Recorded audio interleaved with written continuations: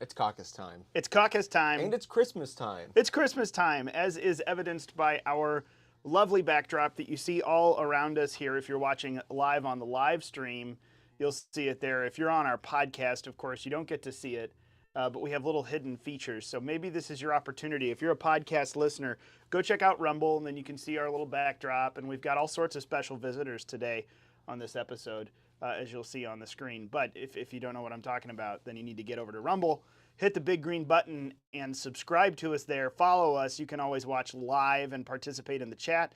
Of course, you know the drill on everything else. Unauthorizedcaucus.com. That gets you to our Substack. There you'll get the notifications, email, all the notes, and the different links. This week is going to be this week's going to have plenty of links. I have a lot of stuff that's going to go in there because you need to see the shenanigans that have gone on in D.C. this week. So we'll talk about that. We've got a few things to wrap up, but I mean, for the most part, this is it. It's Christmas. It is Christmas. We are 6 days away. Yep. You can tell it's Christmas time around here. You've got on your Christmas flannel. I have on one of my Christmas flannels. I have the one of the most wonderful things, the most wonderful time of the year. We're coming up to January 20th, which is why I've worn my Christmas hat. But oh wait, wrong hat. I have the this is here's my homage to your Texas. We'll put the Buc-ee's away though. What I'm truly grateful for. We'll run for the other red hat. Oh, wow. Yes, my MAGA hat. I only wish that I had a MAGA hat that had the little Santa bobble on top. That would be fun. That'd be pretty cool. It would be cool. You brought up this morning that we need a MAGA Christmas hat. Yeah, exactly. A MAGA. I've seen them. Santa hat. It looks like a MAGA hat, but then it's got a little Santa cap tail on it. I would love it. I would absolutely love that. If anyone knows where they are, let me go there. Why are we wearing lumberjack shirts? PN517 wants to know. Probably, well, first of all. Well, we do need to cut down the Christmas tree still. We do. Well, we have our mini Christmas tree we've cut down here. Also, we have our tiny, this is the stump of the Christmas tree.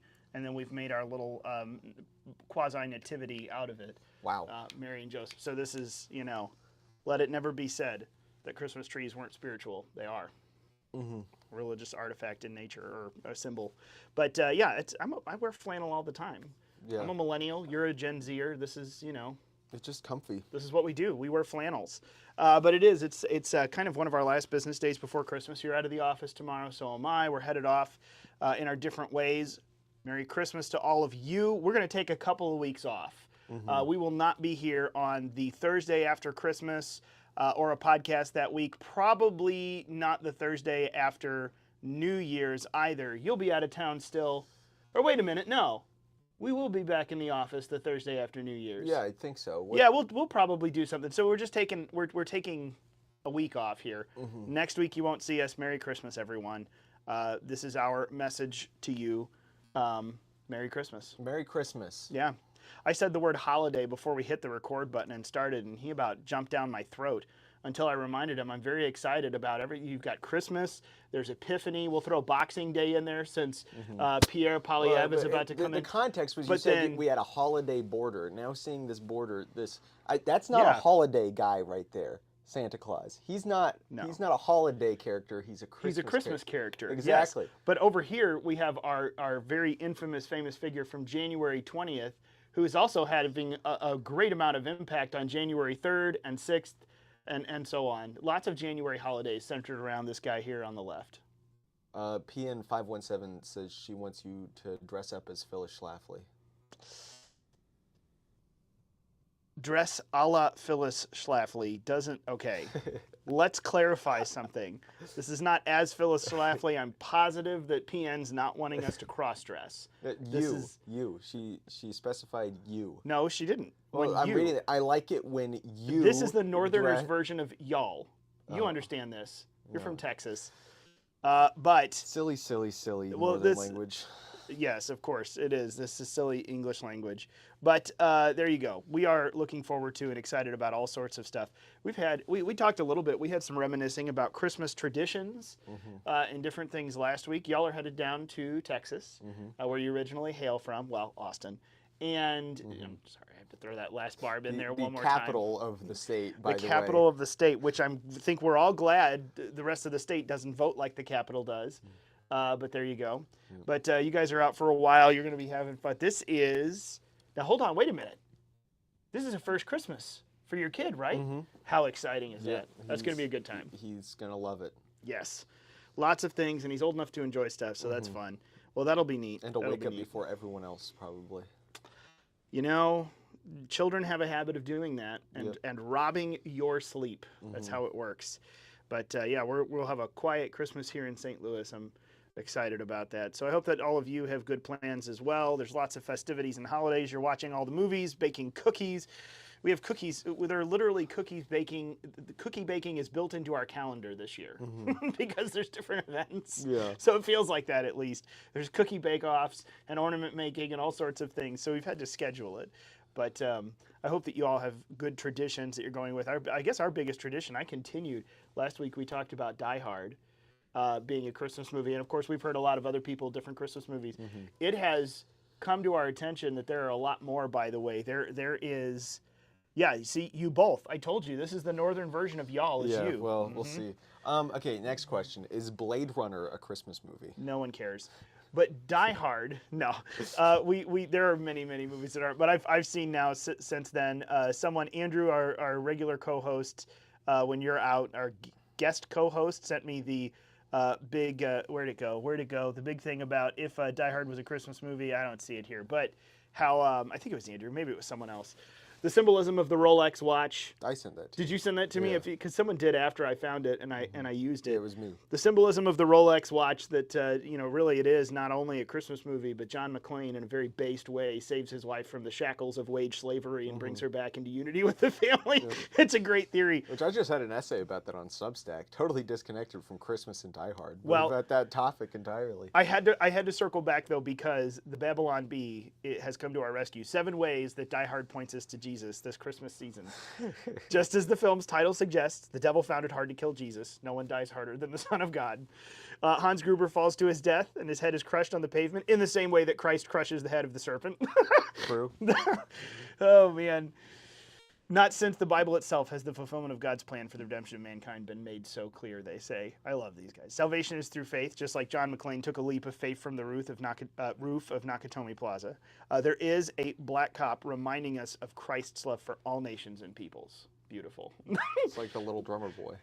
I love how far the Babylon Bee can stretch things here. The climactic scene was clearly an homage to the well-known biblical account of Jesus taking out the Pharisee with a 9mm Beretta taped to his back. I remember that. Yeah. Flipping tables, fashioning whips, and the 9mm taped to the back. John McClane is armed with a machine gun, much like we become armed with the sword of the Spirit. And then, like the theatrical release of Die Hard, Jesus' birth also happened in the spring. The allegory knows no limit. That's pretty funny. Oh my gosh, these guys are. I love it. We constantly use this time to troll through all the news and look at the different things going on. I have to say, as my greatest Christmas enjoyment, I am so grateful for good satire, because the truth that comes out behind humor is always just so much, well, it's just very pungent sometimes. It's exciting, but also it drives the left nuts. That humor, like, I really can't stand it when you make fun of them. Pungent. But it is. It's pungent. There's a sweet aroma. I didn't know if you were going to go anywhere with that. Yeah, I just thought that was an interesting term to use. It is. I've never thought about the scent of satire. It's because you can smell the saltiness of the liberal tears as they cry. It's because I never got my smell back ever since 2020. Oh, well. COVID took it, and then it just left. Sorry for that. I wonder how many people still, like, most people I knew from college, like, didn't regain their smell. That being said, men do have a far inferior sense of smell compared to women. We also have a simplified version of colors. Like, apparently men view colors like Neanderthals. You know, there's blue, red, yellow, period. Like, we don't have room for all of these shades of teal and magenta and fuchsia and all sorts of things. You know what? Some men just have a flair for color, and that's okay. That's fine. I'm not bashing it. I'm just saying that's there. You know what? That's really interesting, though, because... Well, it's the limbic system is where smell is, and women have a much larger limbic system than men. I don't think I realized that, but I did realize my family never got COVID in the first couple of rounds when everyone was getting the same, like, loss of taste and smell, all these different things. It's very interesting, though. I never thought about that. That a lot of people. Now that you say that, I do know a lot of people. Which, that's one of the very interesting topics we're going into now. Of course, this week, bird flu is back. We have our first severe case of bird flu in Louisiana. So, of course, obviously, California declared a state of emergency because of the bird flu in Louisiana. Is the bird okay? It's a good question. Oh man! What kind of bird was it? I don't know, but it was a human. Whoa! There was a human case of bird flu. A big bird. Yes, a very big bird. In fact, the Sesame Street will never be the same. But there was a severe case of bird flu, and now, of course, the former head of the CDC is coming out saying this will be the next pandemic, and it's going to be even worse. Just as Trump gets into office, right? Too. Mark my words. He says it'll be worse than COVID. Something about like there'll be a 50. He called it a 50% mortality rate or something. I flashed back to all of the things we heard about COVID in the beginning. Now that would be an actual pandemic if that happened, though. That'd be terrifying. Right. But do you remember though? I didn't even look this up before we started. What was the original mortality rate for COVID projected to be? Because they were, obviously no one knew anything in the early days, except for all the people who were lying and doing this to us. But didn't they project some like 30 or 40% mortality? Or was it higher than that? Yeah, it was something ridiculous, but it's like if they say, oh, there's this widespread, extremely deadly illness, and then like in day-to-day life you don't experience it whatsoever, like it's easy to call BS on that. But there's people that just live totally, like they're just programmed by the TV and the social media feed, and they're like, oh, man on TV says this happening, so this happening. I was like, man on TV says this happening, and if it is happening, it's God's punishment for our degenerate society. Yeah, we'll see. It'll be interesting. But I also said this is not happening. I know it's not happening. I was the last man in Texas not wearing a mask. The last man in Texas not wearing a mask.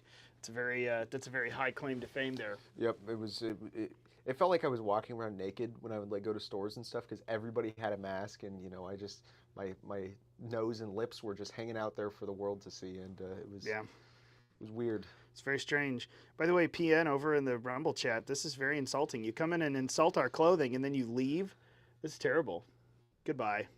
I going to listen to Dan Bongino. Didn't need to announce that. That's fine. At least this is a family-friendly show. I love Dan Bongino, but I can't watch. I'm gonna go get on Dan Bongino's show. No, you're not. You're stuck here because we still have stuff to talk about. Yeah. But no, that was we're still on the COVID line. Just to pull that all down and wrap it up with a nice little Christmas bow on top. Someone was asking me about different numbers and statistics, and I was pulling a bunch of stuff together, and I was realizing we really do just have, like, at the end of every fiscal year, it seems in waves we get information about 1 to 2 years ago, and now we're starting to get tons of information from 2022 to 2023 when it comes to CDC stats. There's tons of stuff coming out of the UK National Statistics Office, and it is absolutely mind-boggling looking at some of the different things about COVID mortality rates and infection rates and the vaccine and all sorts of, let me just think of all the things I can say that gets us banned from YouTube or at least flagged. Yeah. But I mean, it really is wild to look at some of it and see how huge the increases are for COVID infection rates during vaccination and a few other things. It's very interesting.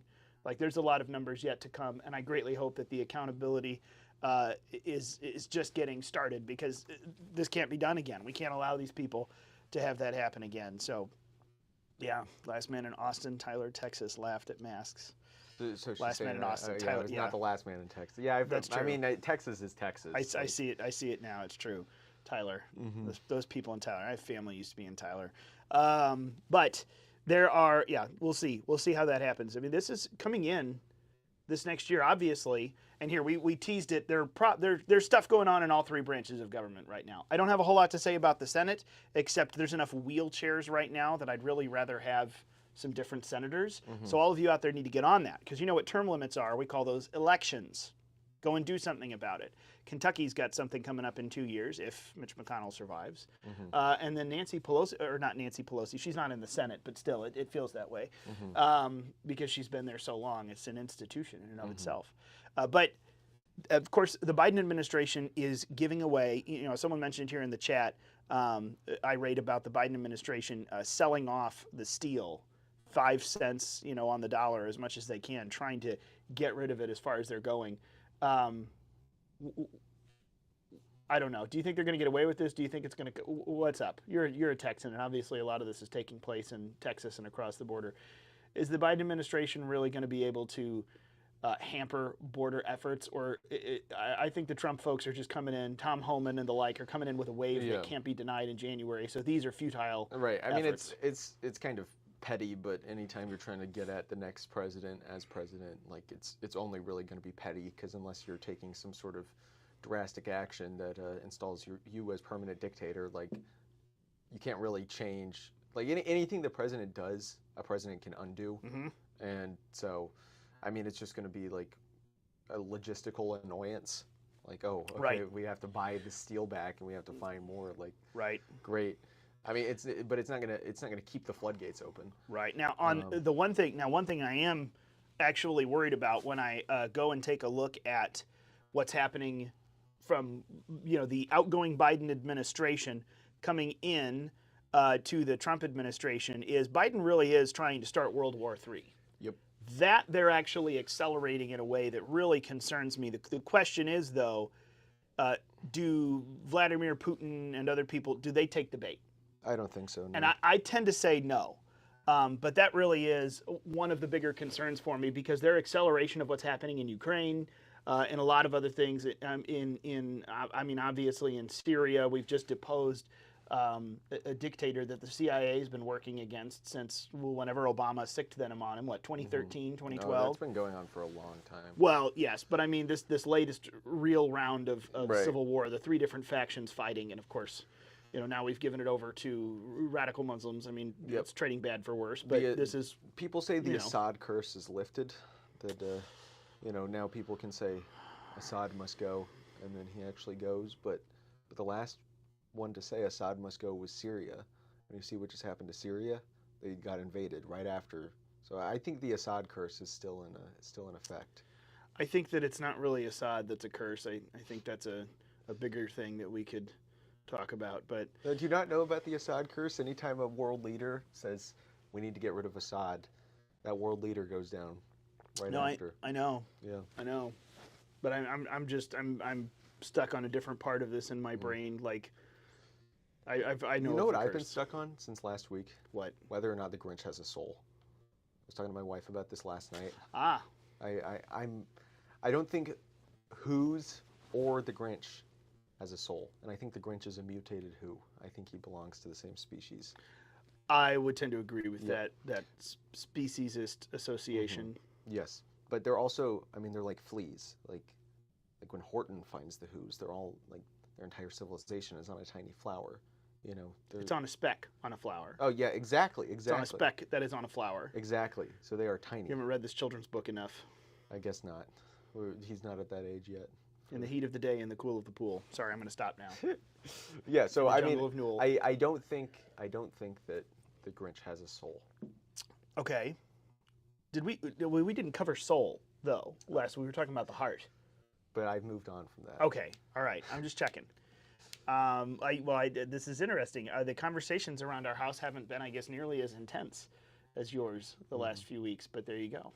So it's another one, a good movie, depending on what kind you're talking about here. Again, certain versions I care nothing about. Jim Carrey live action. Yeah, that's the terrible one that you shouldn't bother wasting your time on. It's awful. Yeah. Absolutely awful. It's weird. It's very weird. Well, that's that. I mean, the bottom line of what the Biden administration is trying to do on their way out is provoke everyone and everything. But the reality is, Joe Biden, well, first of all, is potentially not alive. What was it was a Project Veritas or was it OMG?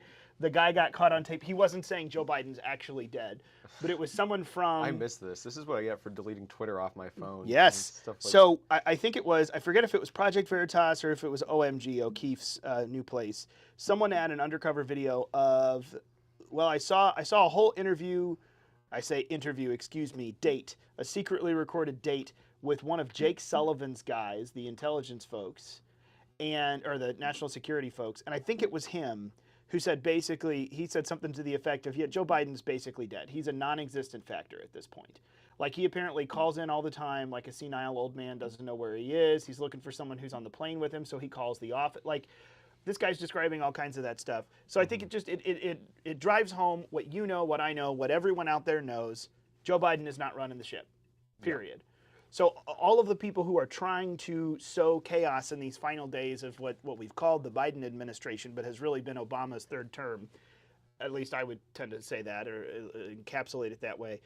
No one seems to be paying attention to them. They are all looking at Trump. I mean, look no further than Canada, our 51st state, which we're going to repronounce once we annex them as our 51st state. Like, Justin Trudeau is going down to Florida to talk with Trump. He's not looking at the Biden administration. Right. Pierre Poilievre coming in, likely, hopefully, I think, as the next Prime Minister of Canada. He's talking about what we can do in Canada, and we're moving off of this tariff threat and this and that and the other. We have to be better. It's it's not that we have to tell Trump, oh, you can't tariff us. We just have to change. Everyone's paying attention to Trump, and I have a very high likelihood that adversarially speaking as well, whether that's something in the Middle East or we're talking about Russia, they're all looking at Trump as well. They're not talking to the Biden administration anymore. The leadership has clearly shifted when it comes to a foreign policy. But it's still, I mean, it's still the Biden administration that gets to call the shots and like, okay, we're like Ukraine, you can shoot missiles now. So that, I mean, that just makes things difficult for everybody involved when Trump planned to have a peace agreement by the time he got into office, and like he can try to do that, but it's extremely counterproductive while Trump is trying to get a peace agreement done as soon as possible. The Biden administration is forcing their little satellite state of Ukraine. And the poor Ukrainians, man, they've just been like used as like cannon fodder for global U.S. hegemony, like the deep state efforts across the world. Yeah, it's just like not deserved for those people. But it really is pretty terrible when you go back through the long history, which I started to do the deep dive on the history of Ukraine after Tucker's really fascinating interview with Vladimir Putin, where I realized, oh my gosh, Vladimir Putin thinks he is one of the czars of old and we're returning Russia to her glory of 1,000 years ago. Like, this guy is not the communist. This guy has way bigger like delusions of grandeur. And I say delusions, I mean, if you're actually in power and potentially moving that direction, then it's not delusional. But I think that's less delusional than democracy. That's for sure. Well, it's certainly more people have thought in that way than in the way we think today. That's true. But yeah, that one sent me into a tailspin of looking into the history of Ukraine, and it really is pretty terrible how this country has been used, abused, thrown around, bartered, dealt with. It's awful. So I feel for him, but I also recognize that the con artist running the country right now, who isn't actually running the country, who we're paying for. Yeah, this situation has to stop. That's why people got to. Mike Benz talked about this too on Rogan when he was on Rogan a couple weeks ago, which is a very good episode. I still got to finish it. I got about halfway through. I got to start it. But he's talking about how like Zelensky is just like a U.S. plant pretty much, and like the U.S. completely has controlled what kind of information is allowed in Ukraine and like what kind of government they have, and it's not like. The situation is not that Russia is invading a sovereign country and we're just helping out a sovereign country because we want to help the little guy. No, we used soft power to invade a sovereign country right next to Russia, and now Russia is using hard power to retake that country that's no longer sovereign. It's like Russia is just trying to do what we've already done, but through more direct means. Right, and that's the thing is that, I mean, if you go listen to Mike Benz, frankly, I've heard several other people the same thing. What you look at was this 2014 when we overturned, 2014 when there was a coup in Ukraine. It is literally a CIA playbook. We go in, we overturn election results using the courts, and we get our puppet, I say we, the CIA gets their puppet established. Like, this is exactly what the CIA has done, destabilizing other countries and regime change, and using it for regime change. Actually, there's just one. What country was it? It literally just happened this year, and it was actually a failure, but they tried nonetheless. We had one of those, a close election, the wrong person won. Romania? It was Romania, and it went to the courts. Like 2 weeks ago. Right. Like, we're watching it all over, and you go, hey, I know who did that now. I know who's behind that. That's how we ended up at Zelensky to begin with, is the CIA putting him in place. It's been an American puppet regime the whole time. And a money laundering So, I mean, right, exactly. And that's, you don't have to go very far to realize, what did Hunter get pardoned for? It wasn't drugs and hookers and guns. It was Burisma and Ukraine and essentially an extremely corrupt state that the Biden family was playing in and getting a lot of money for their influence there, while Joe Biden was still the vice president. It's a very interesting situation. And by no means am I trying to justify any actions taken necessarily by Vladimir Putin. I mean, the guy's obviously a megalomaniac, you know. But this whole, like, big bad aggressor, I mean, we've already done that. Like, how are we not pointing the finger at our own intelligence agencies in the deep state for quite literally, in a soft way, doing the same thing? It's our fault that, to an extent, it is our fault that we're dealing with this now. What started in 2020 is, in fact, at least in part, fault of the United States intelligence agencies, which is why the call to get out, just back off, get away, you know, to do a whole different thing with NATO and everything else, absolutely, I think in my mind is justified, because all we're doing is tinkering in that. We have to stop. Right. And, I mean, also the last time Russia invaded Ukraine, they starved a large percentage of their population. And then we proceeded to give multiple blank checks to the guy that did that, Joseph Stalin. So it's true. We are not, America is not some noble savior regime that's like, oh, we're helping out the little guy across the globe, the downtrodden and the oppressed. Like, we stand up for them. It's like, no, that's not really what really happens. We have an oligarchy that's only looking out for themselves, and everything they do is to look out for themselves, and then they spin up these pretty stories using these nice words that we get taught in elementary school. And you know, that brings us back to elementary school, and we think of all these nice words like fairness and equality and standing up for yourself, and we're like, wow, yeah, that's important. Glory to the military-industrial complex, you know. Something like it. We've got a lot of things going on. Before we move on, let me take a break for just a sec. We'll hop over. I want to make sure you know to go and visit our sponsor. Go over to TRexInc.com. There's still Christmas stuff to be had. You obviously aren't getting anything in time by Christmas at this point. I mean, maybe Amazon's overnight thing is working because they have warehouses everywhere and drones all over the East Coast, or whoever's controlling the drones. I don't know. We can talk about the drones. But you still need to go to T-Rex Inc. Thank our sponsor for being our sponsor. Use the promo code CAUCUS30. That one gets you a bigly discount. It also lets them know you came from us.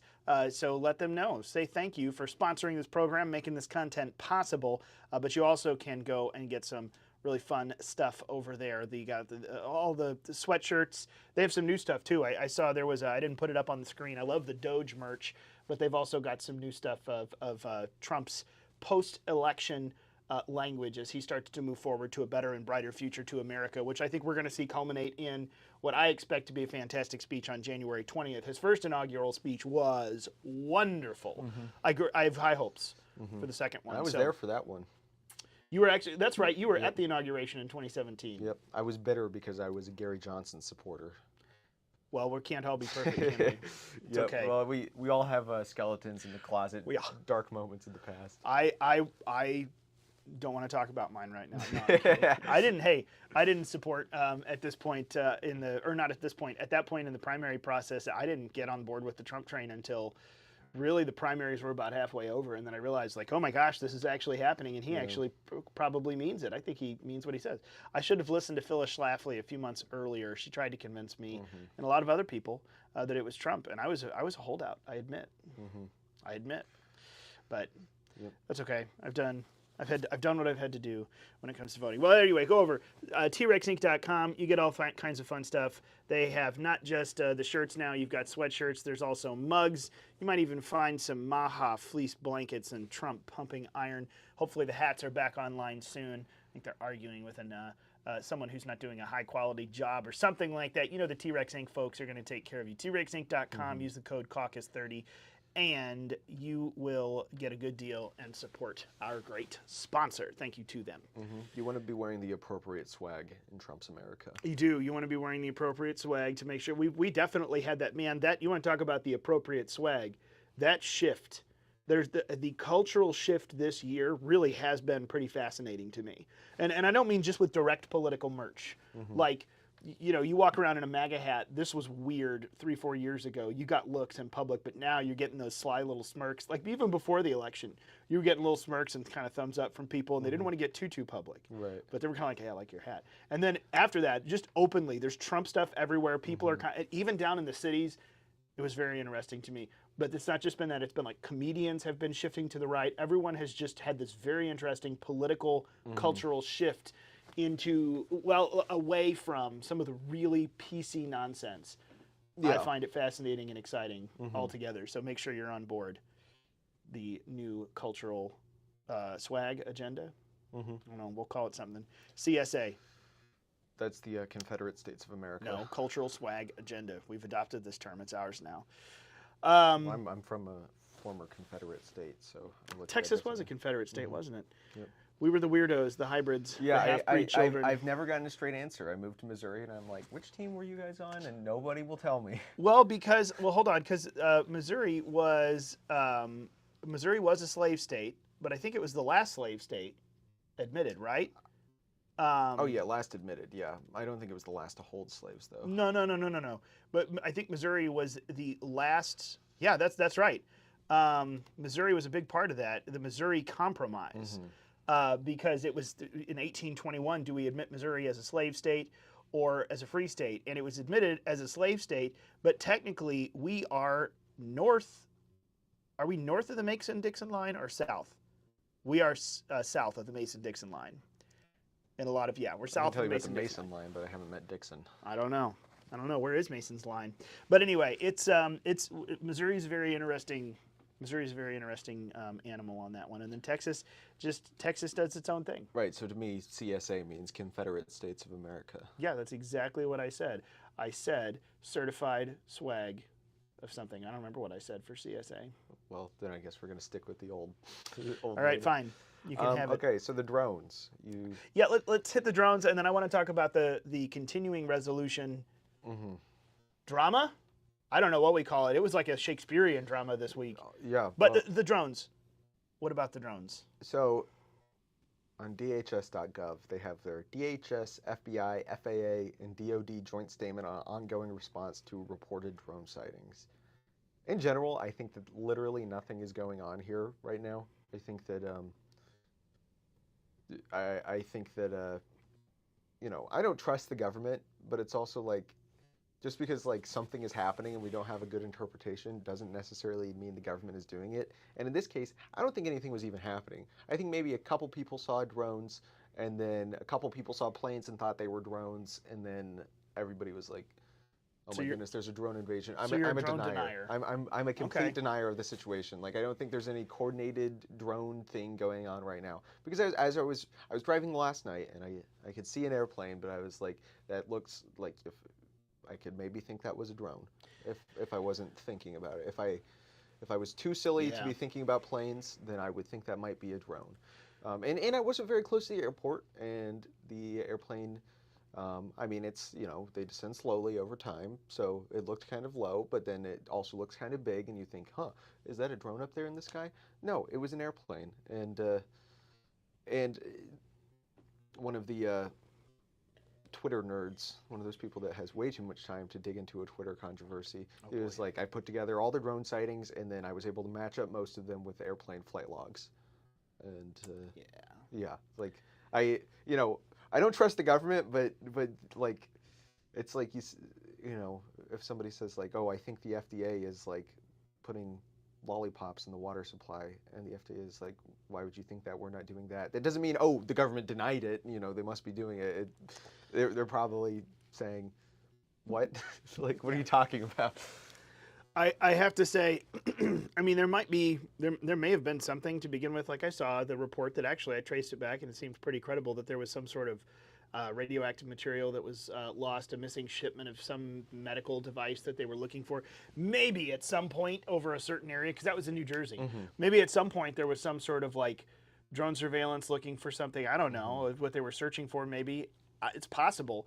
Right. But the vast majority of what I then saw was, as you just described, social media contagion. I'll put it that way. Instead of the social contagion, I'll say social media contagion. Right. Because everyone and their mother was posting videos on the internet about, look at this drone. And as I'm looking at it, I'm going, that literally looks like an airplane. Oh my gosh, I can see the Southwest colors on the tail. Like, I saw a lot of that. Yeah. So it became very quickly very difficult to actually find and then any... and then the sightings quickly spread out of the evidence. state because there's airplanes in every state. Right. So, I mean, I would completely believe that there was something to begin with at the beginning of this, but also a lot of the really big smoking gun videos that I saw ended up being, as I kind of assumed they would be, something from somewhere else. Like either there was a drone show or this was a military exercise that had been filmed, and we just verified these videos are from other times, and people are reposting them now and claiming it's a part of this. You strip those out. You strip out a bunch of the videos that everyone, like I saw one, someone said, look, this drone is spraying something. And as they're taking the video, there's a red blinking light not moving and a radio tower underneath it. I'm like, there's no spray. Aerosol spray spreads out. I'm looking at this, like in the dark, it's kind of grayed out, but I'm looking at this line of a radio tower and the aerial awareness light blinking at the top.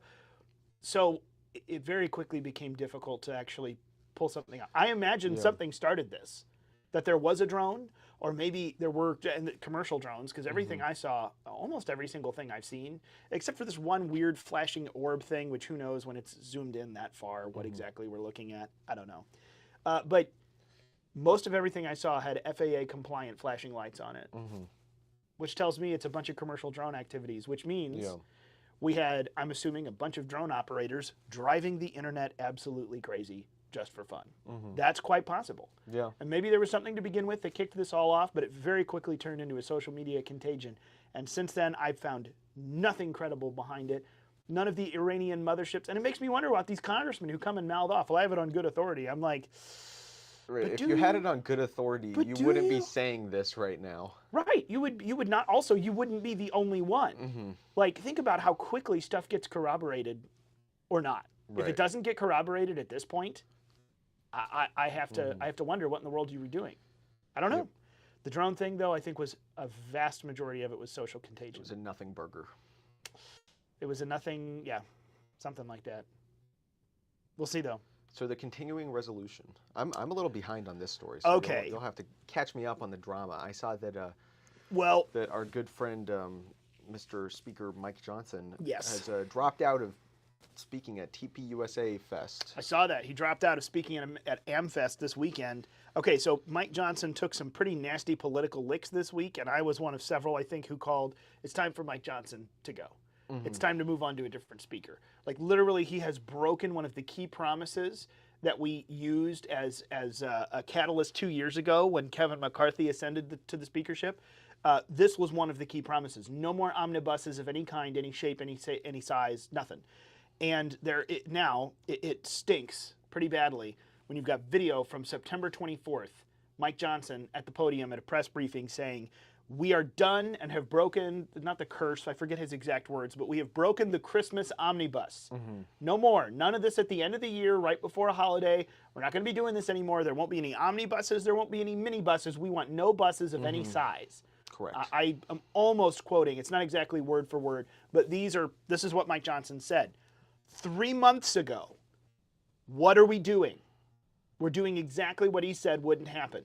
Here we are. He is trying to shepherd through a bill that doesn't even, which, by the way, on its face, I don't want more continuing resolutions that just continue funding at the current levels until such a time as the future holds so we can deal with it later. Because you know why? We never deal with it later. This wasn't even just that, though. This had all sorts of nonsense buried inside it. A huge pay raise for Congress was a part of this. There was language changes. And, instead of having, instead of having people who were criminally involved, I forget what the phrasing was, or not involved. Instead of having people who are, under criminal suspicion, we have people who are justice involved. And all sorts of stuff. Like, why are we changing language? Why are we giving out pay raises? Why are we fill in the blank? Why are we doing any of this? And it's being put into we just have to pass this so that we can do what? And Mike Johnson says yesterday on Fox and Friends, yeah, I've been texting with Elon and Vivek, and they don't like it, and they don't know, they know it's in there. They don't like it, and I'm saying I don't like it either. I have to wonder why he's trying to pass it then. And Mike Johnson says, well, I don't really like what's in it either, but if we pass this now, we can start and get a clean slate, start fresh when Trump comes in, and we can just roll through. No! Right. No! That's like stop doing stupid things now. I just need to do one more line of cocaine. This is my last That's one. exactly what it is. Yes. I just need to get high on cocaine one more time, right? And then I'm going to be done. But I just need I need a reset. I just need to do it once to get on a clean. It's like no, right? Like you don't, and that's literally what this is. It's the government just like but it's not even cocaine because cocaine is comparatively very healthy to the stuff they're smoking. They are huffing gasoline fumes into the federal government's lungs, and then and you know what happens when you do that? Or you know what's even worse than that? The spray for keyboards, like computer spray. The cleaner, you huff that, it like literally makes your brain thinks it has oxygen, so your body stops putting oxygen into your brain, and then your brain starts to die. That is literally what they're huffing in Congress, right? Like that's what this omnibus bill is. That's what these massive spending bills are, and the government says, "Oh, okay, all the problems are solved. The money has gone to the right places, but it's not oxygen. It is computer cleaner spray, and it is killing." And not in a good way. It's in a way where it's like, giving the government like a disability, but it's still in charge. If it was, maybe cyanide, that would be good because then the government would start to die off in pieces, which is what we want. Rather, we are getting a disabled government, handicapped to the greatest degree, but still extremely powerful, in charge, and has the full force of the U.S. military behind it. And they need to stop smoking this stuff. Well, and that's I don't know what they're smoking, but it might be that because the nonsense that has come out of this week really is very interesting. One of the highlights for me, I really hope that this is an opportunity for us to root out some rhinos, and I really hate that phrase. It's become very overused in my mind by a lot of conservatives. Just well, here's someone who doesn't agree with me on everything. You must be a rhino. Well, pause. Like there are establishment conservatives who just aren't as conservative as us, aren't as outsidery as us, but then there are people who just straight up deserve the term rhino. So I look at a Mike Johnson and I'm like, dude, you're pretty well bought and paid for at this point. You just came in preaching a little bit more of the Bible than Kevin McCarthy did, but you have not behaved differently. Bent on FISA. Said, oh no, we're not going to do any more FISA courts, and then he came in. Well, I saw the stuff in the secured room, and I got to change my mind now. Baloney. And like the same thing with this. No more Christmas omnibuses. Here we are on December 19th, and the omnibus just, by all appearance, got defeated. Now, I say that kind of skips to the next part of the story. All of this drama went along. Oh, by the way, one of the rhinos to me, the actual rhinos, Dan Crenshaw. I can't stand Dan Crenshaw, and I love it every time he throws an absolute hissy fit. By the way, language-ridden tirade and hissy fit every single time. I think fewer and fewer people like him, and they all realize you're a hack. And whenever you talk about the pay and everything, that's usually when Dan Crenshaw's side comes out that no one likes. It's something about no pay raises for Congress. And then he starts whining about how there's not enough money there and you got to pay people more. And then they talk about, we should stop stock trading for congressmen. Well, this is so stupid. And then you look and realize on Quiver Quantitative's autopilot, Dan Crenshaw's profile is almost second to only Nancy Pelosi on percentages doing well. Dan Crenshaw is a liar, a hack, and a rhino. There you go. But this stuff has revealed some of those, but the interesting thing, Elon Musk stepped in. Elon and Vivek, frankly, it was both of them. Elon started tweeting, Vivek started putting videos up, and they all said, this is bad news. Like, if you want to, it's one thing to say we should do a continuing resolution, just deal with this so that we can change things next year. It's another thing to give away the keys to the house, which is what you're doing, literally. You're giving away the keys to your home in the deal to move things forward. Why are you doing this? Now, raising the debt ceiling, I know Trump's initial statement that came out talked about better to do this on Biden's administration than ours, like let it hang around their necks or something. But the reality is any of those talking points disappeared very quickly. It turned into this isn't a continuing resolution. This is an all kinds of concession resolution. Why are you doing this? So Elon stepped in, Vivek stepped in, and then all of a sudden support started shifting and it died. But by all very interesting things started happening. A lot of us in the grassroots started saying, okay, it's time. Mike Johnson has now directly broken promise. It's one thing to say, I don't like who's in charge, but I can work with you. You're not conservative like I am, but you're at least an honest broker enough to deal with leading and moving forward this diverse body. But Mike Johnson has now lied to people, broken his promises, and also given away everything to the left and not even listened to the right, by all accounts, it seems. So all of a sudden, Rand Paul. I'm looking at that tweet right now. Rand Paul tweets out how, would it be interesting? What do you think about Elon Musk as the Speaker of the House? Mike Lee, 15 minutes ago. Would you be happy with either Speaker Ramaswamy or Speaker Musk? Mm-hmm. Like, the conservative bloc in the Senate is really starting to mess with Mike Johnson now.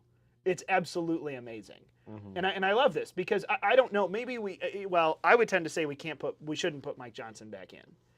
2 years ago, I had hopes that since we don't really have the power to get a different speaker than Kevin McCarthy, maybe this will just authentically keep him a little bit closer in line. That didn't end up happening. But the House then used the or else. Matt Gaetz came and called for a motion to vacate the chair, and boom, we did it all over again.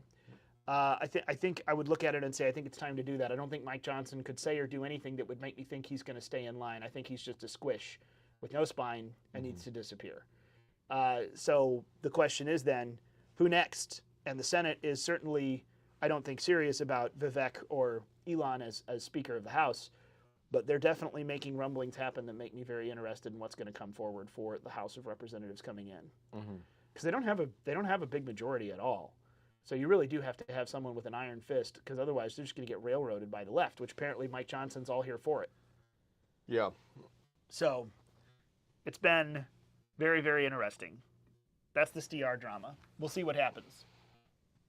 But I'm very excited, I think, about the outside influence of Elon and Vivek. That, to me, is the big story in all of this, how they come in and with a few posts put their thumbs on the scale and move. And I know everyone inside of government is just, oh my gosh, these guys who aren't even elected are accountable. That was CNN. Brian Stetler and Jake Tapper almost coming to tears with each other. No, it wasn't Tapper. It was Acosta, I think, Jim Acosta. They were almost coming to tears. Oh my gosh, Elon Musk can tweet something and the entirety of government moves. Yes, thank heavens, our own George Soros, with good intentions, I believe, has arrived. Bring it on.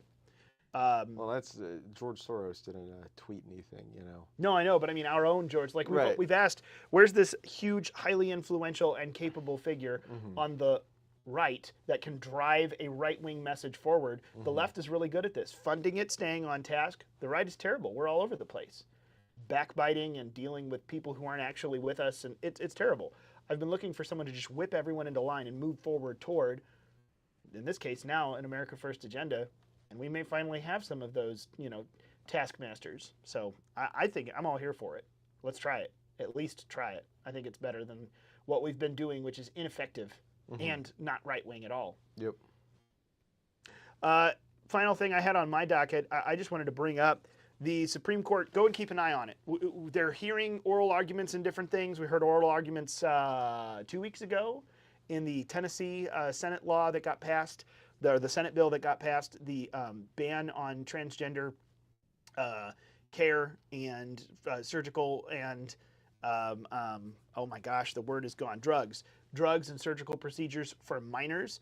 That got challenged, pinged around, ended up at the Supreme Court, a challenge against that. And justices seem to be pretty inclined to support Tennessee on this one. Yes, you are allowed to ban that and protect children. But they are accepting cases for this term. So like TikTok, Supreme Court has agreed to hear the TikTok appeal. And what that means is that on January 10th, and this is before we even get to Trump, January 10th, this is 9 days before the divestment deadline, which you'll remember there's a law that's supposedly requiring China, the China-based parent company, ByteDance, to divest itself from the app. It has to go to U.S. leadership by January 19, 2025, or you're banned in the U.S. Now, the logistics of that are great, but still, theoretically. So TikTok challenged it, blah, blah, blah. Oral arguments are coming up January 10. And, it's going to be interesting. A 3-judge panel in federal court upheld the law earlier this month, moving forward to either TikTok, you divest from China, or we ban you. And then the Supreme Court wrote on December 18th, yesterday, as of recording this at least, that they will hear the arguments before this case. So you look down the list, we got a lot of interesting ones. There's a labor dispute that got sent back down to the D.C. Circuit Court. Montana Supreme Court was jumping in, talking about climate lawsuits. The Supreme Court took up, they're going to hear South Carolina's bid to defund Planned Parenthood in their state. And then, a judge, one of my favorite ones, a judge, you remember the judge who criticized, well, you don't maybe remember. There was a federal judge who criticized Justice Sam Alito for having, which flag was it outside his house? It wasn't the Gadsden flag. The Appeal to Heaven flag. The Appeal to Heaven flag. Oh my gosh, how dare he have a flag appealing to the Lord in heaven. Oh my gosh. Well, that federal judge was determined to have violated his judicial ethics rules by criticizing Alito in an op-ed. And yeah, there's a council that found him guilty of violating judicial ethics. This is in Springfield, Massachusetts, by the way. So we'll see. That just came out. The findings were a week ago, but they got published this week. And the Article 3 Project is who revealed that. They were trying to keep it quiet, I guess, and save this guy's save face for him. But Mike Davis's crew found it and started publicizing it this week. So there you go. It's a fun time. The Supreme Court is taking up a bunch of cases. Keep an eye on that. One of my favorite news sources for that, I pay attention to groups like Mike Davis and the Article 3 Project, but the Epic Times has a lot of good reporting on the Supreme Court. If you just go and search for the Supreme Court, you'll find the right tag. You'll get a litany of stuff where good people are writing about it. Also, Molly Hemingway does a good job. Isn't she with the Federalist now, I think?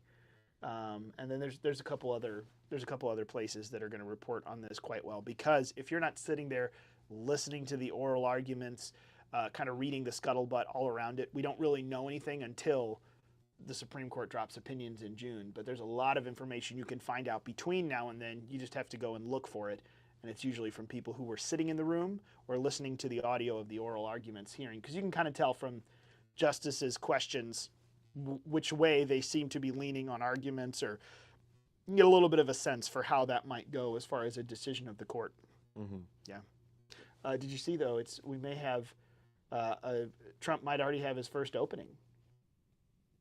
Oh, on the Supreme Court. We might get to replace the brand new member of the court, Ketanji Brown Jackson. She's found a new calling in life. Oh, yeah, she's a thespian now. She is. She is a thespian of astronomical proportions. Yes. Our Supreme Court Justice, Ketanji Brown Jackson, starred in a one-night stand? I don't know what I want to call it. A one-night opening. Come on! A one-night opening on Broadway in a queer version of Shakespeare's Romeo and Juliet called And Juliet. I am a man of the Lord. I did not watch the one-night stand that Ketanji Jackson starred in. Ketanji Brown Jackson. But I didn't either. I just saw enough clips to know she had a speaking role. Yep. But I saw something about how this was everyone talking about immediately, the right-wing world online, how disgraceful it is that she does. This is really just disgraceful and beneath her and blah, blah, blah, blah, blah. And my first thought was, no, I think she should pursue this. Yep. You should just retire, resign from your job. You got on the court. You did what you wanted to do. Go and have a new career. You know what? Go for it. Yeah. I wouldn't call it disgraceful. It was certainly a little cringe, but I think that was more so because of the subject matter. But we've never really shied away from having entertainers in public office. No, I mean, we have one now who I greatly love. Exactly. And we had Ronald Reagan, and Arnold Schwarzenegger was, Mr. Olympia, and then an actor, and then a governor, The being on stage part, I don't really care about. I mean, I could if it was more just like cringy. Like I saw a split second of the clip, no audio. I was like, ugh. I think Clarence Thomas should move into audiobooks. I would listen to every book that he narrates. He should get into rapping. It's possible. You never know. Yep. Or he could retire from the court, and Trump could ditch Pam Bondi and hire him as the next Attorney General. That would be cool. How epic would that be? Attorney General Clarence Thomas burning through the institutions. Oh my gosh. With Mike Davis as his right-hand man, what could they do? They would wreak havoc on the deep state. No, I just thought the woke part of it was cringy. One of my favorite jokes of the week was everyone talking about, well, I think if anything ever proved that the woke theater kids are in charge of government, here we are. And then you could put Matt Gaetz on the Supreme Court. Oh my gosh. The absolute panic that would ensue from that would be just phenomenal. Yep. Here, Gwen over in the Rumble chat saying MGT, I guess MTG, I think she means. Marjorie Taylor Greene says Speaker Johnson is meeting separately with individual Republican representatives, trying to buy votes. I don't know. Honestly, I'm gonna tell you this from watching MTG online. She's not my most credible source in Congress. That's putting it very politely. I don't really put a whole lot of stock in her credibility because I feel like she's all over the map. She's now. one of those attention seekers. Like you're in Congress, act like it. I would kind of like the people that are like, I have insider information on the drones, and they're actually aliens. I'm very happy to point to Marjorie Taylor Greene when she's been right, but there's been a lot of other times where she'll post stuff on the internet, and I'm like, this seems real fast and without any kind of merit, and then it just kind of goes away. I think she's gotten that reputation, so people don't call her on it. But I have found her not to necessarily be credible. Unlike Nostradamus himself, did you see that? Tom Massey, the distinguished Kentucky congressman, is the new nickname that he has now taken upon himself and tweeted too that he likes it is Nostradamus. His uncanny ability for predicting spending in the House is just wild. He had a video emerge from 2019 where he said, I can tell you how this works. I've seen the playbook over and over. We have a continuing resolution. They're going to make us vote on December 20th. And if you want to go home and be with your children, all you have to do is vote this through. Yeah. And then you can go play with your grandkids. And then we'll come back and deal with it later. And they do it every single time. And then here we are. This video comes back to the surface of the internet on December 18th, 5 years later. Nostradamus strikes again. Oh my gosh! Tom Massey got to meet with Vivek this week and gave him his little one of the little debt clock badges that he wears. I think that there's a good friend there that they have found in Tom Massey. I hope that they use his. I hope they use his smarts because Tom Massey is really truly one of the only. I mean, we could count on two hands, maybe one, the actual authentic independent members of Congress. I think two hands. If I'm going in the Senate and the House, out of 535 individuals, I could on two hands count the actual independent members who stand up for what they think is right. And they're also right. It's terrible. We need to change that. We sent another good one.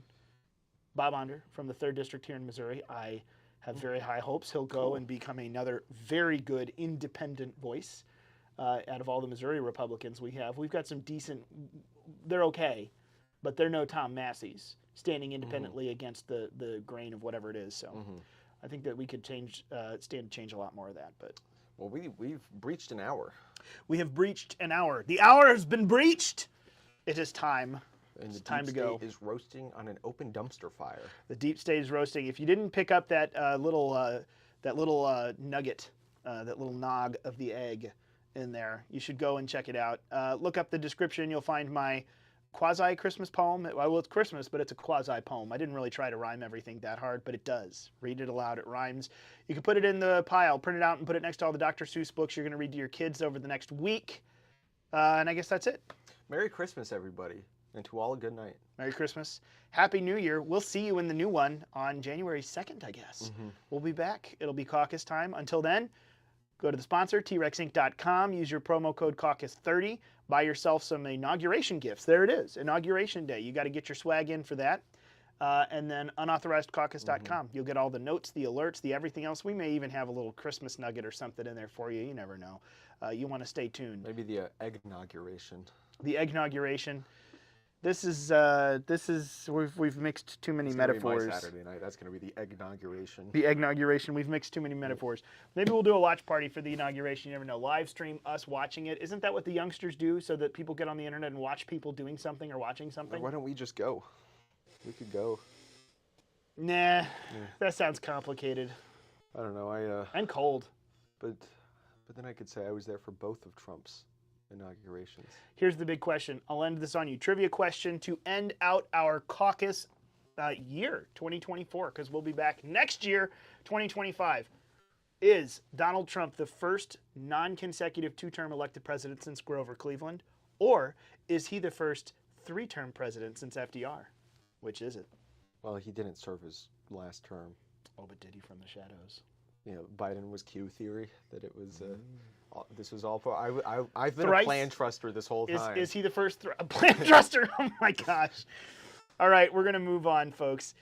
Happy Christmas, Merry New Year, all of the good things that we wish to you from our families to yours, from Texas and Missouri.